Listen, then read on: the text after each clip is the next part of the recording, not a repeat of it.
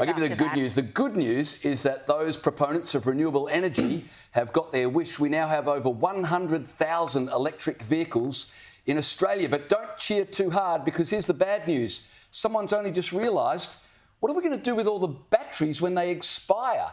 The University of Technology in Sydney has calculated that by 2030 we'll have 30,000 tonnes of electric batteries that we won't know what to do with. By 2040, there'll be 360,000 tonnes. And by 2050, Caleb, there'll be 1.5 million tonnes of batteries that we need to, put somewhere. I love this. This is Libby Chaplin, who's the CEO of the Battery Stewardship Council, which was formed to try and work out what are we going to do with all these batteries. She said, we need to take action now. And I'm not having a shot at Libby Chaplin. I'm sure it's not her fault. But I would have thought now is not the time to take action. It would have been before we imported 100,000 of these vehicles into our country. She says right now, with the smaller lithium batteries in the general waste, we're getting fires on a regular basis. Electric vehicles are just going to make that go to another level. And we're not just talking about electric batteries, but what are we going to do with all our solar panels as well? Can you believe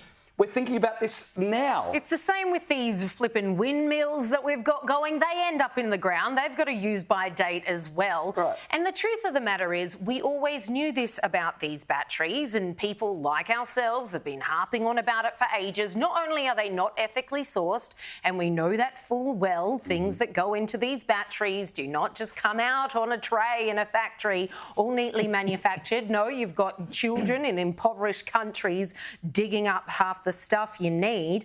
But they've always known this about batteries. Yeah. It, by virtue of being a battery, has a limited lifespan. What are you going to do when those batteries run out? And yet they've already thundered ahead with the legislation. They're doing everything that they can to get more EVs on the road. ACT have already legislated that from 2035 you won't be allowed to sell any more petrol cars in the ACT. And we all know how this works. The rest of the states will be like dominoes.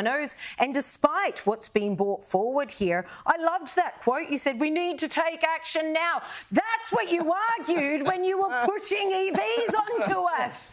It's quite extraordinary. I reckon we should just put them all in shipping containers and send them back whence they came, China, and they can deal with them over there, given they've dumped all this crap on us. But there was a report a few weeks ago that we talked about on this show that showed currently, on the whole, electric vehicles are actually worse for the environment than fuel-powered vehicles are, diesel and unleaded petrol, etc., fossil fuel-powered vehicles, because you've got to dig all this stuff out of the ground in order to create the batteries and the metals and whatever. We don't know what to do with them once we've finished with them.